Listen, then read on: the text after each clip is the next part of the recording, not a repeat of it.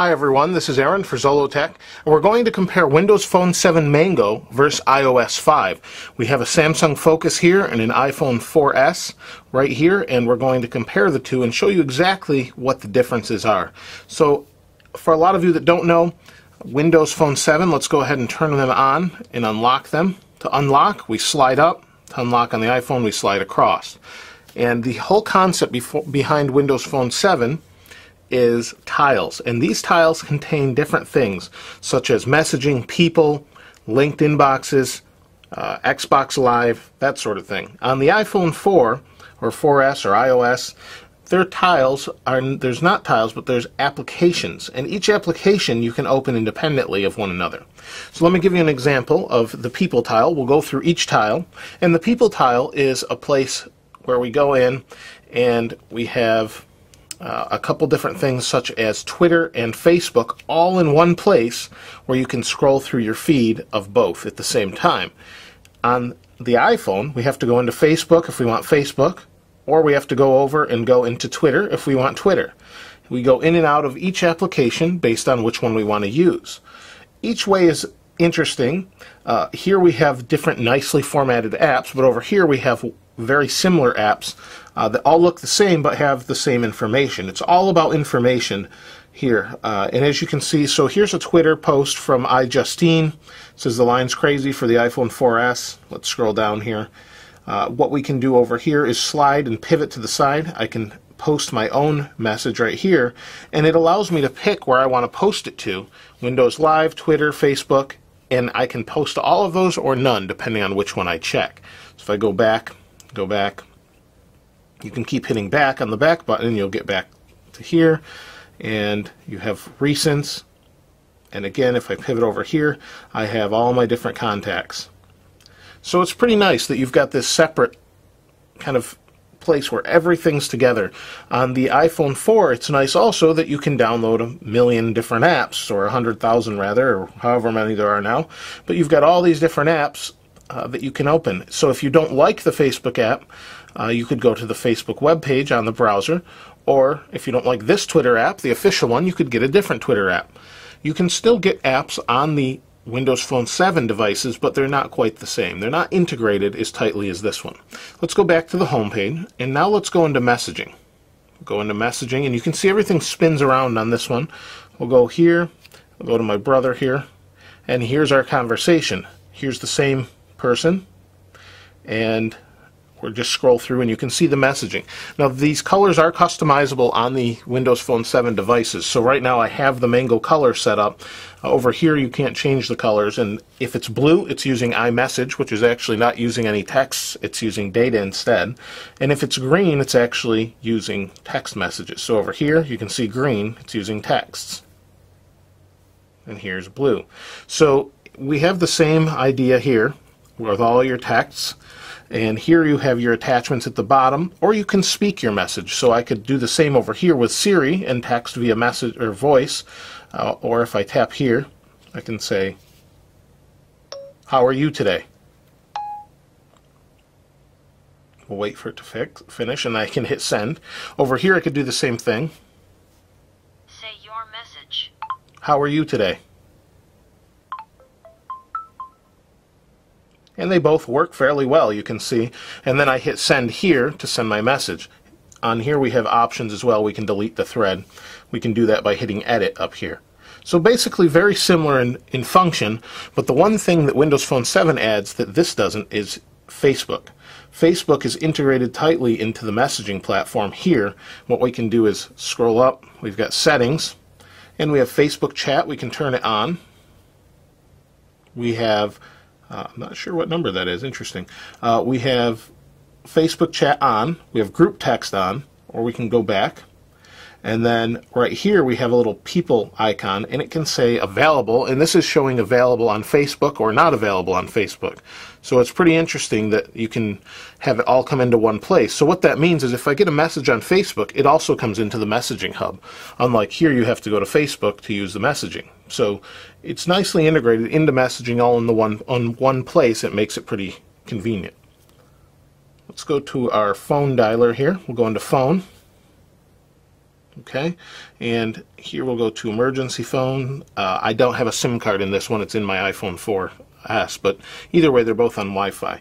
So we have all the different contacts we can scroll through, and it's the same thing. So if I go back, or we can go home, and everything is very similar in Windows Phone 7 as far as where options are, that sort of thing.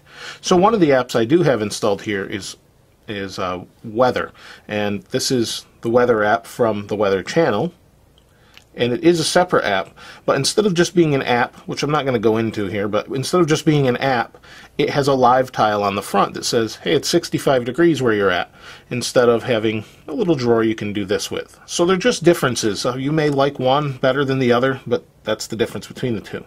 Let's go into email, since that's something I use a lot.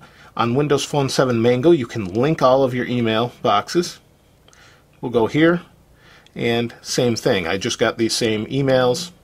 I have one more over here, but I'm not really sure why. But anyway, we have our email boxes, and everything pivots left to right also. These are unread, flagged, urgent, and all. And right here we have all of our emails. If I want to view an email, I hit here. We'll view the same email. Here I have to hit download pictures to see the pictures. It just saves data and speed if you don't care about it. And you can scroll through nicely through both. We can double tap on both to bring them in, and they both function very well. The difference is if I want to go to the next message, I hit the next message here. If I want to go to the next message here, I hit the little arrow here. The one thing I noticed on Windows Phone 7 though, if I delete this message, I have to go back out and then back into the next message to go to the next. Where on iOS, I can delete it and the next message just pops up. I can keep deleting and it'll just keep popping up. So that's really the differences between email. You can send, you can flag them, mark, move, respond, and they're very similar. You can use voice on both of them as well. Let's go back home. Now, one of my favorite hubs on the Windows Phone 7 device is the Music Hub. If you have a Zune Pass lets you use all the music subscription-wise built right into the OS. So instead of downloading something like Spotify on the iPhone or Rhapsody or any of those services, you can use Microsoft's own Zune Pass and go in and you'll have your music here.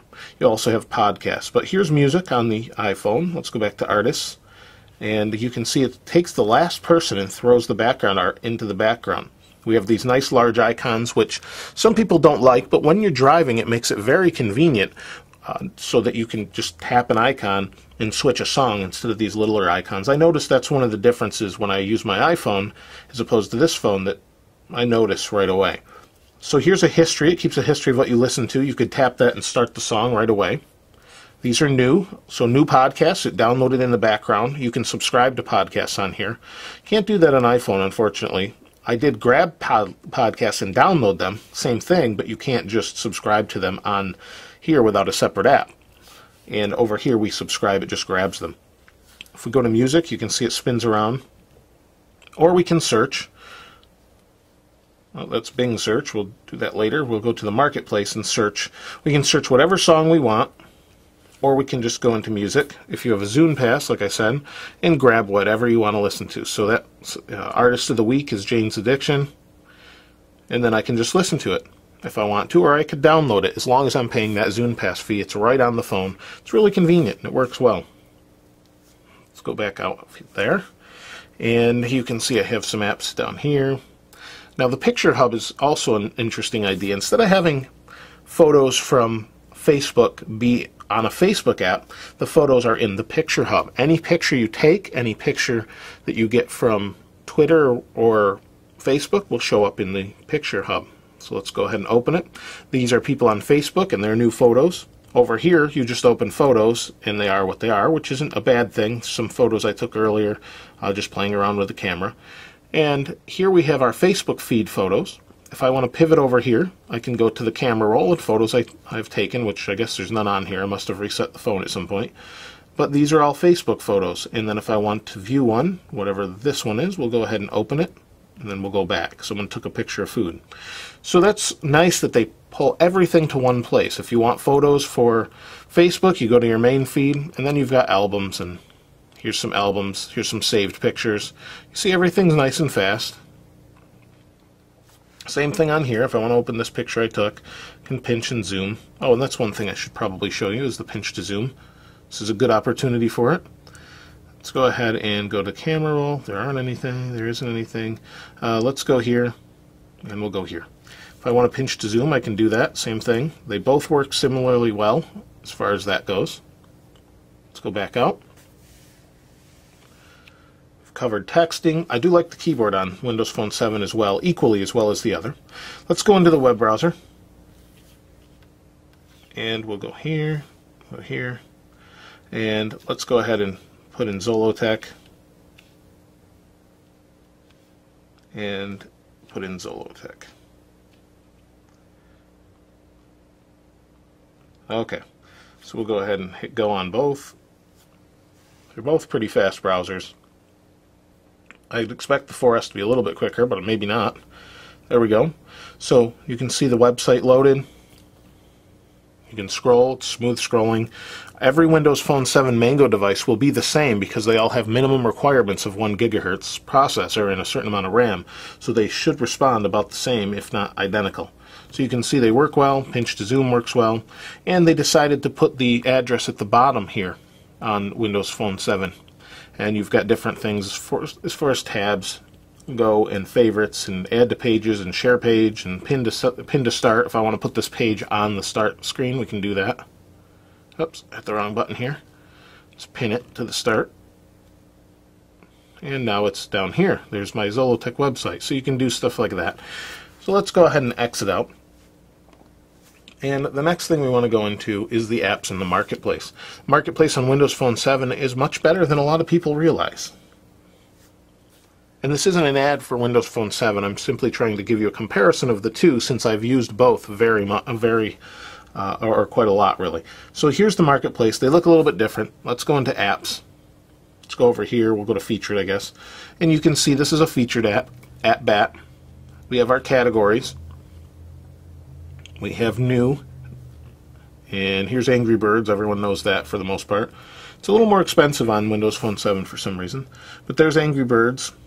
You can see the way they show it as opposed to the way iPhone shows it. Now the interesting thing is every single app on the Windows Phone 7 store that I've ever seen has a trial. You just hit try, you can use it, and then you can buy it within the app, or you can come out and buy it right here. We have a couple options here to share it as well if it's something we think is interesting. So the App Store is pretty neat. You've got your reviews over here as opposed to scrolling down here in reviews, just in a different place. Then we've got some screenshots down here. So it's really about the same. There's a huge amount of apps. People don't realize that, but the amount of apps on Windows Phone 7 is quite large. Notifications on both phones are quite nice as well. Windows Phone 7 leaves some notifications right on the home screen. If there's a birthday or a calendar appointment, there's an appointment 1 to 2, it leaves it on the home screen, or the lock screen rather, and when you open it, that's it, and then you can go and look at your appointment. On iOS, it does pop up a calendar appointment, but then you clear it. This kind of stays there until that appointment is over. So that's good and bad. If you don't like to see it, it's going to be annoying because you can't get rid of it. Or over here, you just slide it and get rid of it. On the notifications for email, you saw the numbers earlier. Same here with numbers. As something comes in new, it rolls down from the top. Unfortunately, it's not coming in right now, but it rolls down from the top on iOS5. You can change that as well. And it will also pop in on the top on Windows Phone 7, and you just tap it and it will open. We also have quick convenient keys here for music. If music's playing, it will show music icons. And here we also have our volume control, which we just push up and down. It's just a rocker on here, but you can control it all on the screen on Windows Phone 7 in the top notification bar. We also have notifications on iPhone here with a stock ticker and weather that we can slide. It tells the temperature, gives the forecast, which isn't very nice right now, and here's the different appointments I have for today. And it's kind of an Android app drawer copy, dare I say. So it works well. Notifications work well at the top. Pretty much everyone does it that way now because it seems to work the best. But I just wanted to give a quick overview of that as well. So search on Windows Phone 7 is probably one of the more impressive parts of it. And I'll give you an example. Here we hit the search button.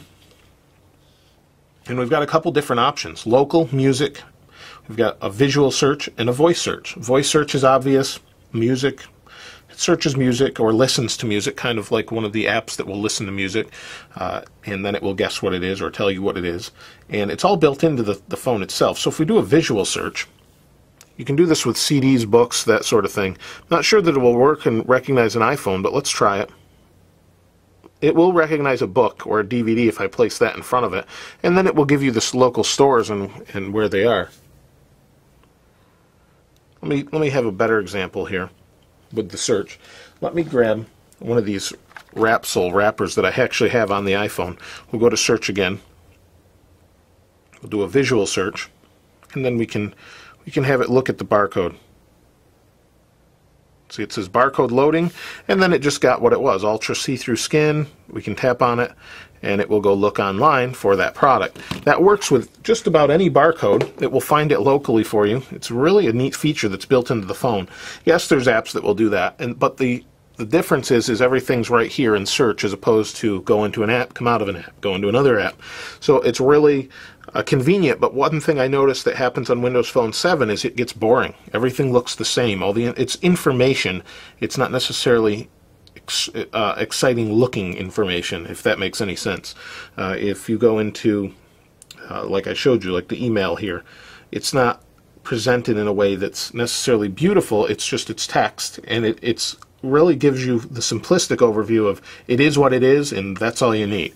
So it's not a bad thing, it's just it looks differently, like the icons are all tiles for the most part, as opposed to stylized app icons. One of the last things is your calendar.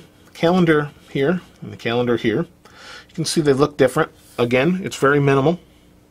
We scroll up. These are some different calendars that I'm not even sure exactly all the information, but some of it's pulling from Facebook, and you can see it over here. It's kind of integrated together. Same thing, but we have an appointment at 1 p.m.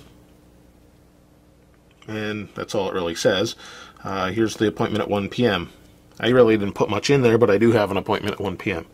and it just placed it, and that's the difference between the two. They both work really well. They both sync up to Google Calendar or Windows Live Calendar or iCalendar in this case. They're all about the same as far as that goes, but they're really nice. So I'm not really sure that there's a whole lot more to go into, other than I could show you the camera app, which you can access here. You just hold this down. That's the quick way to access it, and it's real similar to the others.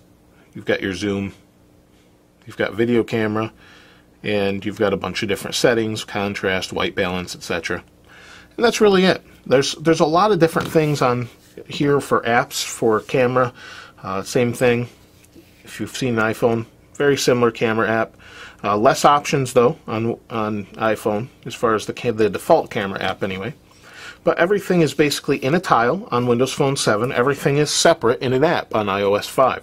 So it's really what you need to kind of look at what you like and what you want as far as the phones are concerned. Do you want every little app, or is stylized and looks really nice, or do you want it to be super convenient and easy to use, but not necessarily have as much artistic design or style to it?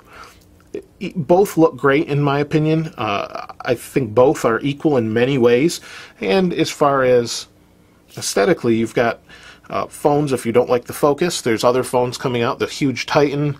You have LG phones, the one with the keyboard, the Quantum. You have the Surround, and those are all cheap now because they're on. They've been out about a year on eBay. And then you've got the new phones, like I mentioned, the Titan coming out. That's also huge and does the same thing. So it's really, you've got a little bit more choice on Windows Phone 7, but the tiles are what they are. On iPhone, you've got a ton of apps that are all stylized. I really can't say there's a huge differential between the two, other than you've got a lot of apps and a lot of things being designed specifically for iPhone as far as accessories go. But they're both great at what they do. I know some people prefer one or the other when they look at it. Some people have mentioned that the Windows Phone 7 tile interface looks cluttered. Other people say it looks really clean. I tend to think it's clean. But, one thing, let's go into the Xbox Live games. This is not on iPhone because it's not a Microsoft product, but it comes right into your Xbox Live gamer tag profile and gives your gamer tag. There's my gamer tag icon, Big Z. We have requests. We have spotlights of games, and you also get gamer score when playing this Plants vs. Zombies.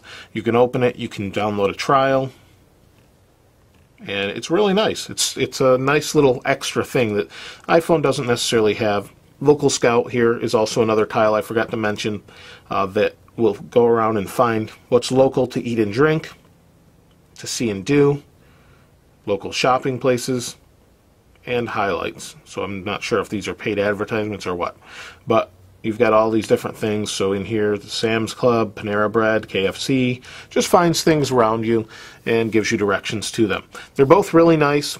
The voice is really good on both. When you're in a text message and you're hooked up to Bluetooth, they will read your text messages to you. Siri will do the same thing on the iPhone. Read my last text message. You have no new text messages. So it's been a while since I got a text message, but same thing here. You can't just read it that way, but you can talk to it and Say your message. how are you today? We did that before, but just wanted to give you an idea that's how you do it in this one. They're both really good at text recognition. The iPhone 4S seems to be a little bit better with Siri as far as voice recognition, especially in a noisier room. It does a better job of limiting out the background noise so that it works better. Other than that, though, if there's anything more that you think I've left out or you wanted to know specifically that I didn't show, please comment below and I'll be sure to get that to you either via a comment or maybe another video if we need to. This is Aaron. Thanks for watching. I'll see you next time.